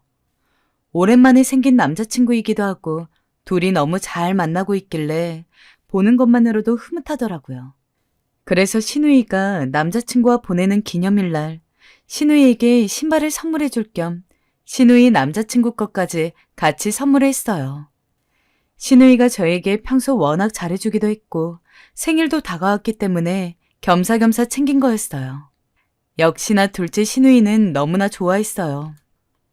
언니, 정말 고마워요. 우와, 내 사이즈랑 딱 맞네. 역시 언니야. 이거 너무 신고 싶었던 신발인데 잘 신을게요. 하지만 집에 비밀번호를 누르는 소리가 들리자 둘째 신우이의 얼굴이 살짝 안 좋아지기 시작했어요. 그러면서 저에게 신발을 안겨주며 얼른 갖고 가라고 하는 게 아니겠어요? 제가 영문을 모르고 얼떨떨한 표정으로 신발을 들고 있으니 둘째 신우의 얼굴이 완전히 새파래졌어요. 이윽고 저는 그 이유를 알게 되었어요. 형님이 신발을 보자마자 인상을 찡그리더니 다가와선 묻는 겁니다. 이거 신발 2개네? 성미 너 거랑 남자친구 거 같은데 설마 민정이 네가 선물해 준 거니? 네, 그런데요. 뭐 잘못된 게 있나요? 너 신발 선물하면 인연들 이별한다는 얘기 몰라? 너 이거 우리 성미한테 준 의도가 뭐야? 네? 기가 막혀. 내내 거리지 말고 말을 하라고. 우리 성미한테 이거 왜 준 거야? 얘 이번에 그 남자랑 결혼까지 생각하고 있는 거 너 몰랐어? 정말 생각이 없는 거니? 정말 기가 차고 황당해서 말도 안 나오더라고요. 어떻게 제가 작정하고 그 신발을 줬다고 생각할 수 있었을까요? 어이가 없어서 그저 형님 얼굴만 빤히 바라보고 있는데 이젠 막말을 퍼붓기 시작하더군요. 내가 이럴 줄 알았다. 저번 명절 때 내 동생한테 남자친구 생겼다니까 네 표정이 좀 이상했거든. 질투라도 하는 거야 뭐야? 결혼까지 한 애가 왜 이런 걸로 질투를 하는 거니? 난 이해가 안 된다. 내 동생이랑 결혼하기 전엔 너 이런 애인 줄 몰랐는데 참 기가 막혀서. 형님, 죄송한데요. 기막힌 건 지금 저인 것 같은데요. 제가 설마 아가씨한테 그런 못된 마음으로 신발 선물을 했을까요? 아가씨 생일도 다가오고 남자친구도 사귀었고 하니 겸사겸사 선물해 준 거잖아요. 어떻게 절 그렇게 생각하실 수 있어요? 아무리 미신을 믿고 그걸 신봉하는 형님이라 해도 이건 도가 지나치시잖아요. 잠깐만. 얘들아, 이게 무슨 말이니? 자고 있는데 갑자기 왜 이리 싸우는 소리가 들려? 니들 뭔 일로 싸우고 있는 거야? 엄마, 글쎄, 엄마 며느리가 우리 성미한테 신발을 선물했어. 어떡하면 좋아. 엄마도 예비 사위 생기겠다고 좋아했잖아. 헤어지게 생겼어. 둘이 갈라서게 생겼다고. 시어머니가 잠에서 깨나와 상황을 물으니 시누이는 급작스럽게 울음을 터뜨리며 바닥을 치더라고요. 정말 그간 형님에게 품었던 남은 잔정마저 똑 떨어지는 기분이었어요. 외롭게 자라 형님이 주신 정이 그저 따스하고 좋았는데 겨우 미신 따위로 사람을 몰아가니 더 형님 얼굴을 보고 싶지가 않더군요. 그 후 저는 형님 번호도 삭제하고 오는 전화며 문자며 받지 않기 위해 차단해버렸습니다. 형님이 남편을 통해 사과니 뭐니 하려는 듯 보였지만 그것도 받기 싫었어요. 이미 마음이 상할 만큼 상한 후였고 더는 형님을 믿고 의지할 수가 없었어요. 아마 좋아했던 만큼 실망도 컸던 것 같아요. 피만 안 섞인 진짜 가족이 아니었을까. 이런 이야기를 직접 꺼내본 적은 없지만 적어도 저는 그렇게 생각을 했습니다. 그러던 어느 날 형님이 제가 다니는 회사 앞으로 찾아오셨어요.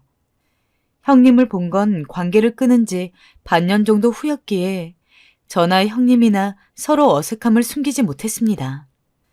형님은 제게 조심스런 목소리로 사과의 말을 전했습니다. 내가 부족한 사람이었어, 동서. 이성을 잃어버리니까 아무것도 보이지 않더라고. 내 무지로 동서한테 불필요한 상처를 준 것 같아. 너무 미안해. 그날 이후 내 행동을 얼마나 후회하고 살았는지 몰라. 늦었지만 용서해주면 안 될까? 형님은 말을 하면서도 눈물을 감추지 못하고 뚝뚝 흘리면서 제 손을 잡았습니다. 그리곤 미안하다고 하염없이 되뇌이셨죠. 참 사람 마음이 이상한 게 그리 미웠던 사람인데 제게 그간의 잘못을 진심으로 용서하고 뉘우치는 모습을 보니 자연스레 저도 마음이 풀리더라고요. 결국 그날은 형님과 저 둘 다 술 한 잔 걸치며 그간의 속 얘기를 하고 기분 좋게 헤어졌습니다. 저와 형님의 화해를 가장 좋아하셨던 건 시어머니였어요. 어머님은 제가 형님과 화해했다는 소식을 듣자마자 전화하셔선 잘했다고 너그럽게 받아줘서 고맙다는 말씀을 전하셨어요. 형님은 그 후로 제게 말 한마디 행동 하나도 조심하시려 했어요. 저에게 상처되는 말을 하지 않기 위해서요.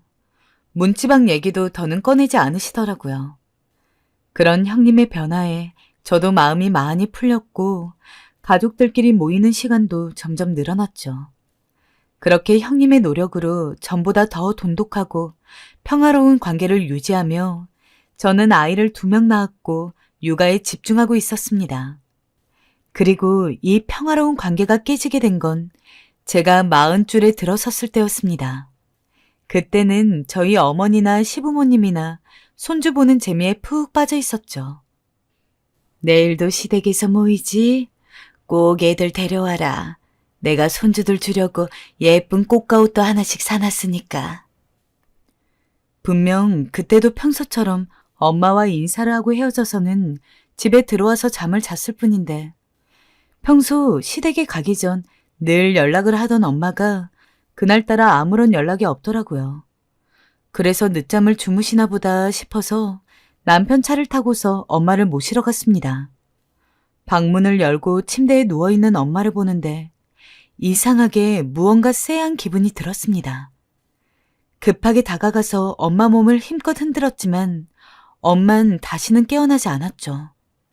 제 비명소리에 놀란 남편이 저를 따라 급하게 들어오는 소리가 들렸지만 그쪽으로 얼굴을 돌릴 여력도 없었습니다. 내가 지금 꿈을 꾸고 있는 건 아닌지, 내가 지금 맞닥뜨리고 있는 상황이 정말 현실인지 믿을 수 없었고 믿고 싶지 않았습니다.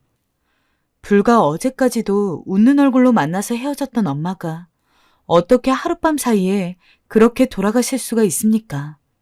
경황이 없는 저를 대신해서 남편이 119에 연락을 해서 구급차를 불렀고 그렇게 무슨 정신이었는지도 모르게 병원에 가서 엄마가 돌아가신 원인이 심근경색이라는 이야기를 들었습니다.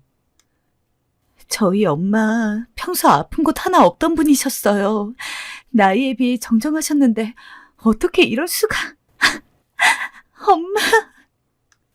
아무리 제가 그 현실을 부정해도 엄마가 돌아가셨다는 것은 부인할 수 없는 사실이었습니다. 하룻밤 사이에 마음의 준비는커녕 아무런 예상도 못한 상황에서 엄마를 떠나보내야 했던 저는 정말 말 그대로 정신이 나간 상태에서 일상생활을 보냈습니다. 장례식장에서야 꾸역꾸역 버텼지만 화장도 하고 납골당에 엄마를 모셔놓고 나니 정말 제 인생 자체가 전부 텅 빈 것 같더라고요. 사랑하는 남편과 아이들이 있는 상황에서 책임감 없는 이야기일 수도 있겠지만 적어도 그 당시에는 대체 엄마도 돌아가신 마당에 제가 왜 더 살아가야 하는지를 이해할 수가 없었습니다. 아무리 불러도 돌아오지 않는 엄마 이름만 수없이 부르다가 목이 쉴 때까지 울기도 하고 어떤 때는 평소보다 기분이 괜찮아서 밝은 얼굴로 밥을 먹고 있었는데 갑자기 제 의지도 아닌 눈물이 툭툭 떨어진 적도 있었습니다. 게다가 그렇게 더 힘들었던 이유는 장례식장에 남편을 빼고 제 시댁 식구들이 단 한 명도 오지 않았던 것에 있습니다. 그 당시에는 저도 엄마 잃은 일 때문에 뭘 생각할 겨를이 없었어서 그렇게 크게 신경 쓰지 않았는데 나중에 시간이 좀 지나고 다시 생각해보니까 이상하더라고요. 그렇게 진짜 가족 마냥 친하게 지냈던 시댁 식구들이 저희 엄마 장례식에 안 오다니요. 그뿐만이 아니었습니다. 늘 자매처럼 지내던 시누이와 형님도 저희 엄마 장례식을 기점으로 코빼기도 안 보일 뿐더러 저에게 연락을 한 번 안 했습니다. 그전에는 저보다도 더 먼저 연락을 많이 하는 게 시누이와 형님일 정도로 시도 때도 없이 문자를 나누고 전화를 하고 서로 시간이 되면 당일날 저녁에 갑자기 만나서 식사를 하고 술 한잔하는 일도 많았는데 엄마 돌아가신 지 2주 정도가 되었을 때까지도 정말 연락이 한 통 없었죠. 여보, 어머님이랑 아버님이랑 연락 안 돼? 그리고 요새 시누이랑 형님은 또 왜 이렇게 전화가 없어? 나 엄마 돌아가신 지도 얼마 안 됐는데 그렇게 우리 엄마랑 잘 지내놓고서 다들 너무하는 거 아니야? 그러게, 나도 연락이 안 돼서. 어떻게 다들 이럴 수가 있어? 시댁에서 그렇게 다 같이 즐겁게 지낸 게 무슨 꿈이었던 것처럼 아무도 저한테 전화 한 통 없으니 당연히 서운할 수밖에 없었습니다. 저는 힘든 상황에서 시댁 식구들한테 조금 더 의지도 하고 위로도 받고 싶었는데 장례식에 안 온 것도 안 온 거고 최소한 못 올 거면 직접 연락을 해서 이러이러해서 못 간 거라고 미안하다고 이야기를 하던가 아니면 적어도 장례식이 끝나고 난 뒤에 장례 잘 치렀는지 엄마를 잘 보내드렸는지 그런 걸 물어야 하는 거 아닌가요? 남편한테 하소연을 해도 남편은 그냥 사정이 있었겠지 하고 얼버무리기만 하고 제가 먼저 연락을 해봐야겠다 싶었지만 장례식이 끝나고 한동안은 엄마 짐도 정리하고 집도 처분하느라 바빠서 제대로 마음먹고 연락할 시간이 나지 않았습니다. 그리고 한 일주일가량이 더 지났을 때 최소한 형님에게는 전화를 해야 할 것 같아서 거의 한 달 반 만에 형님에게 전화를 걸었습니다. 그래, 오랜만이야. 장례는 잘 치렀어? 근데 제 전화를 받자마자 형님이 기다렸다는 듯이 저희 엄마 장례식 이야기를 꺼내더라고요. 그러면서 못 가봐서 미안하다고 솔직히 울컥했습니다. 이렇게 바로 이야기할 수 있던 거면 진즉 형님이 먼저 저한테 연락을 해서 이야기할 수 있는 거 아닌가요? 네, 잘 보내드렸어요. 이제 저도 마음 좀 추스럽고 짐도 다 정리했으니 다시 제 삶 살아야죠. 근데 형님, 왜 저희 엄마 장례식에 아무도 안 오신 거예요? 무슨 사정이 있으셨던 거예요? 아, 그게 우리가 단체로 독감에 걸렸어. 독감이요? 미안해.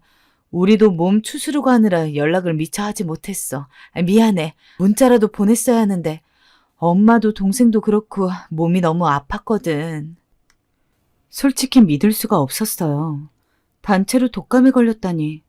거기다 형님의 말투는 어쩐지 평소답지 않게 어버버거렸고 목소리 넘어 얼른 전화를 끊고 싶어하는 기색마저 느껴졌습니다. 안 되겠다 싶더라고요. 제가 직접 확인을 해봐야겠다 싶었습니다.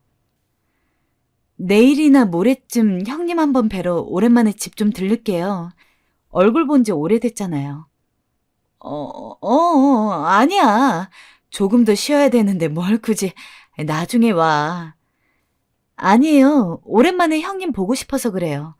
솔직히 형님한테 위로도 좀 받고 싶고 저도 바람 쐴 겸 밖에 좀 나가고 싶어서 그런 거니까 너무 걱정하지 않으셔도 돼요. 아니, 그게 아니라 내가 요새는 너무 바빠가지고 시간을 내기가 어려워서 다음에 오면 안 될까? 평소 형님답지 않게 말을 빙빙 돌아갔습니다. 평소 기면 기고 아니면 아닌 게 확실했던 형님이 이런 식으로 말을 돌리듯이 구는 게 처음이었어요. 역시나 이상했습니다. 일단은 형님이 계속해서 안 오는 게 좋겠다고 하길래 알겠다고 다음에 가겠다고 하고 전화를 끊었는데 서럽더라고요. 왠지 형님이 진짜로 바빠서 시간을 못 내는 게 아닌 것 같다는 생각이 들었습니다. 그래도 만약 그날만 그랬으면 잠깐 의심을 하고 말았을 거예요. 그 뒤로부터 또 일주일 뒤에 이번에야말로 형님 얼굴 한번 보겠다고 다시 한번 전화를 드렸는데 이번에는 아예 전화를 안 받더라고요. 그래서 문자로 형님 이번 주말에 한번 들리려고 합니다. 하고 문자를 남겼더니 정말 3초 만에 답장이 오는 거예요. 아직 바쁜 일이 안 끝나서 다음에 왔으면 좋겠어. 솔직히 다른 사람들이 봐도 이상한 상황이잖아요. 그렇게 친하던 형님이 정말 엄마 장례식 이후로 이렇게까지 저와의 만남을 피한다는 게 이해가 되지 않았습니다.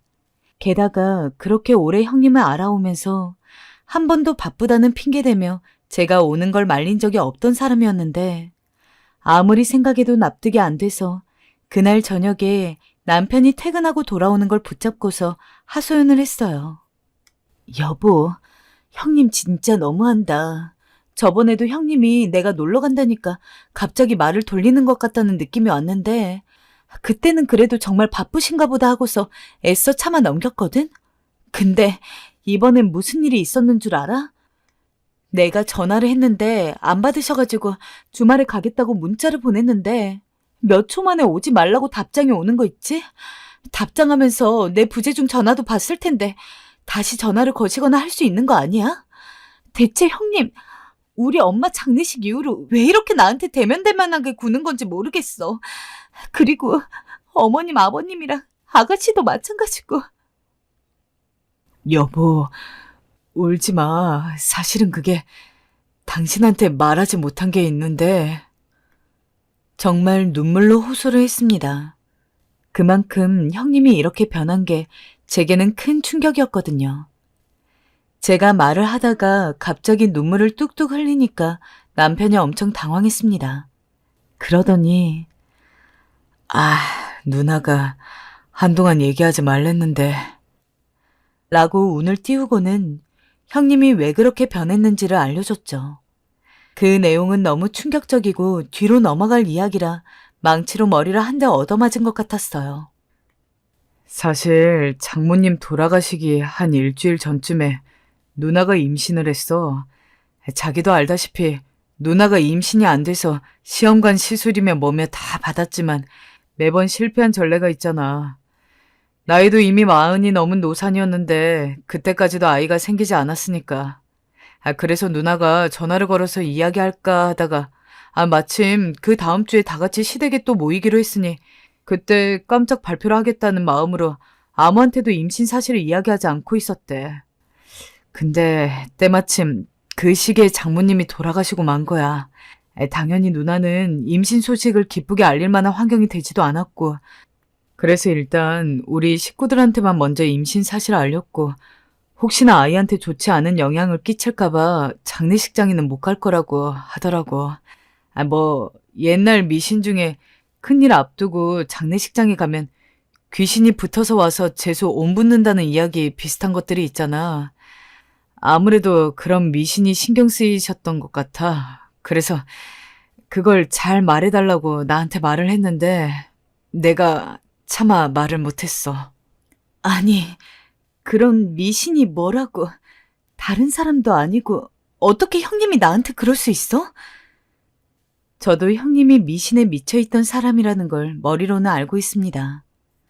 하지만 저는 애초에 미신을 믿지 않는 타입이기도 했고, 애초에 실제로 그런 일이 일어난다고 확신할 수도 없는 건데, 겨우 미신 하나 때문에 그간 함께 지냈던 정을 다 저버리고 연락 한번 제대로 하지 않는다는 게 너무 실망스럽더라고요. 진짜 하다못해 장례식을 못 온다고 치더라도 시기 맞춰서 제대로 연락이라도 해주셨으면 남편은 누나도 오고 싶었을 거다. 근데 아마 주변 사람들이 좀 말린 것으로 보인다며 이야기하면서 워낙 어렵게 얻은 결실이니 이해해달라더군요. 그래, 형님은 이해할게. 그럼 아가씨는? 어머님은? 형님은 그렇다 치고 대체 시부모님이랑 시누이는 왜 연락이 하나 없었던 걸까요? 그리고 형님도 장례식이 끝난 지금은 왜 저랑 안 만나려고 그러는 걸까요? 남편은 이것에 대해서도 답을 아는 눈치였습니다.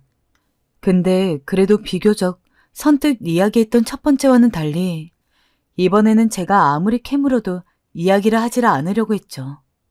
당신이 자꾸 이렇게 나오면 나 시부모님이랑 형님이 뭐라고 하시든 무조건 형님 집에 갈 거야.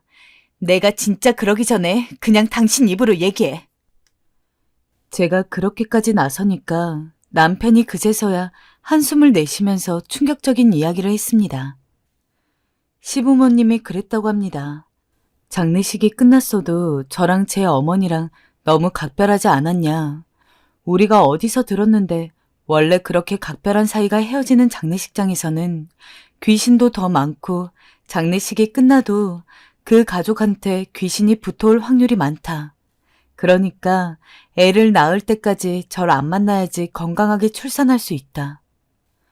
시부모님이 형님 포함해서 시댁 식구들 다 모아놓고 그렇게 이야기를 했다더군요. 난생 처음 듣는 이야기에 어처구니가 없었습니다. 그리고 그 뒤로 다시 한번 왈칵 눈물이 쏟아졌습니다. 애꿎은 남편 가슴을 퍽퍽 때리면서 우리 엄마가 귀신이야? 우리 엄마가 귀신이냐고. 정말 다들 너무하는 거 아니야? 어떻게 그런 생각을 할 수가 있어? 귀신? 참 정말 말도 안 나온다. 정말 그렇게 다 따져가면서 태어난 아이. 내가 얼마나 잘 되나 두고 볼 거야. 하고 저도 모르게 목이 터져라 오열을 했습니다. 솔직히 형님이야 그런 분인 줄 알고 있었지만 시어머니까지 동참할 줄은 몰랐죠. 나는 안 그래도 엄마 돌아가신 것 때문에 너무 힘들고 서글퍼서 죽을 것만 같은데 가장 옆에서 편히 대어줘야 하는 사람들이 위로를 해주기는커녕 이런 말 같지도 않은 이유로 나를 안 만나려고 하고 있다는 게 너무 서러웠습니다. 저는 그 길로 시댁으로 쫓아갔습니다. 마침 시댁 식구들이 모여서 오순도순 과일을 먹으며 TV를 보고 있더군요. 너 여길... 안녕하세요, 어머님, 형님, 아가씨. 다 모여 계셨네요. 모여 계시니 이야기할게요. 어떻게 저한테 그럴 수 있으세요? 저희 엄마가 귀신인가요? 아이 낳을 때까지 절 보지 말아야 한다고요? 아니요, 죄송하지만 저 이런 말 들은 이상 다신 이 집에 왕래 못할 것 같아요. 아니, 민정아, 우리 말은 그게 아니고 너무 걱정이 되니까 우리도 어쩔 수 없이. 시어머니는 그래도 제게 해명을 하기 위해 다가오시더라고요. 근데 웃긴 건 형님이었습니다. 형님은 제가 신발장에서 설마 거실로 넘어올까봐 굉장히 두려워하고 계셨어요. 잔뜩 겁먹은 표정으로 저를 보는데 어이가 없더라고요. 그대로 신발을 벗고 형님 쪽으로 가자 비명을 질러대기 시작했어요. 엄마, 쟤 여기 오지 못하게 해.